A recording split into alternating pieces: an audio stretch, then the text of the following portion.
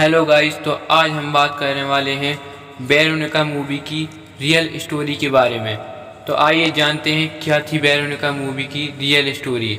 स्टेफना करीब 1990 में 18 साल की थी। उसने कॉलेज जाना शुरू ही किया था और कॉलेज जाने के साथ साथ उसके बर्ताव में अजीब से चेंजेस आने लगे थे। उसके परिवार में कुल 5 लोग थे, माँ बाप, 2 भाई बहन और वो। स्टेफना का पूरा नाम स्टेफना गुटेज लाजारो था, जो कि मॉड्रिड में रहती थी। स्टेफना कुछ अजीब सा बर्ताव करने लगी थी। वह अपने भाई को देखकर गुर्राने लगती और कभी कभी तो उस पर हमला भी कर देती। ऐसा लगता था कि वह अपने भाई की जान लेने की कोशिश कर रही है। स्टेफना जिस घर में रहती थी उस घर की दीवारें लकड़ी की थीं और कभी कभी तो स्टेफना नाखूनों से दीवारों को नोचती रहती, जिससे कि उसके नाखून टूट जाते। वह कुछ दिनों से अजीब सी हरकतें करने लगी थी। रात को चीखती और सोते सोते उड़ जाती और इन सब चीज़ों से परिवार काफ़ी डरा हुआ था। उसके बाद परिवार वालों ने स्टेफना को कई डॉक्टरों को भी दिखाया, लेकिन डॉक्टरों को कोई बीमारी समझ न आई। तब उन लोगों ने स्टेफना को फादर को भी दिखाया, लेकिन फादर कुछ भी न कर पाए। स्टेफना की हालत बहुत बिगड़ती जा रही थी। अब उसके माँ बाप ने उसके कमरे में देखा तो काले जादू की प्रैक्टिस करना सीख रही थी स्टेफना। उसके कमरे में उन्हें काले जादू से संबंधित कई सारी किताबें मिली। उन्हें पता चला कि ओइजा बोर्ड का इस्तेमाल करके वो आत्माओं से बातें किया करती थी। स्टेफना ने अपने माँ बाप को बात करते हुए बताया कि रात में उससे कुछ साए मिलने आया करते थे, जिनके चेहरे नहीं होते थे। स्टेफना ने बताया कि ये सब साए उसे अपने साथ चलने के लिए बोलते थे। इन सब घटनाओं को काफ़ी दिन हो चुके थे। 13 जुलाई सन 1991 को स्टेफना ने अपनी बहन पर हमला कर दिया और उसके अगले दिन स्टेफना को एक दौरा पड़ा, जिसके बाद वह कोमा में आ गई। फिर उसके माँ बाप ने उसे हॉस्पिटल ले गए। हॉस्पिटल में लगभग वह 3 हफ्ते रही। तब तक सब ठीक चल रहा था। तो स्टेफना के माँ बाप ने सोचा कि अब सब ठीक हो गया है, लेकिन यह सोचना उनकी सबसे बड़ी भूल थी। कुछ दिन बाद ही स्टेफना की अचानक मौत हो गई, लेकिन उसके बाद तो घटनाएं और भी बढ़ गईं। जिस कमरे में स्टेफना रहती थी उस कमरे से चिल्लाने चीखने की आवाज़ें आती थीं।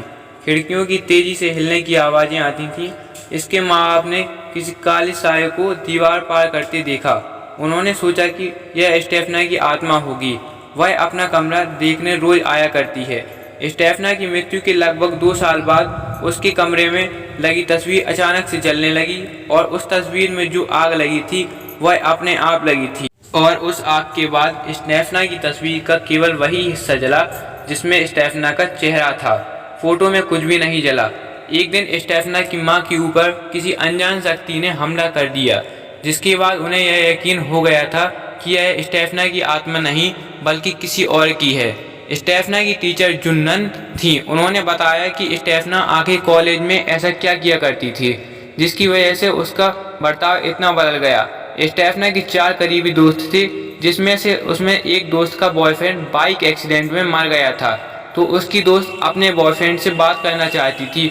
उसको पता था कि स्टेफना काले जादू की प्रैक्टिस करती है और एक दिन सब दोस्त इसी की प्रैक्टिस कर रहे थे। अभी स्टेफना की टीचर ने इन्हें देख लिया और आउजा बोर्ड को तोड़ दिया। आउजा बोर्ड में से एक धुआं निकलकर स्टेफना के अंदर चला गया। हालांकि सारे दोस्तों ने इस धुएं को देखा, मगर इस बात को सबने नज़रअंदाज कर दिया। जब ये बात स्टेफना के टीचर ने उनके माता पिता को बताई तो स्टेफना के माता पिता ने पुलिस को बताया और उसी दिन पुलिस रात में उनके घर आई और उसने स्टेफना के घर की जाँच की। तो स्टेफना के घर की जांच करने के बाद जब वह स्टेफना के कमरे में पहुंचे तो वहां पर जीसस क्राइस्ट की लगी तस्वीर अपने आप उल्टी हो चुकी थी और उसी कमरे में बैठा एक कुर्सी पर स्टेफना का भाई अचानक हवा में उड़ने लगा। हालांकि पुलिस इस बात पर यकीन नहीं करती, लेकिन उस दिन के बाद से पुलिस को भी पता चल गया था कि सच में भूत होते हैं। और उसके बाद स्टेफना के माँ बाप को पुलिस वालों ने सलाह दी कि अब वो यह घर छोड़कर चले जाएं, क्योंकि ये घर अब पूरी तरह भूतिया हो चुका है।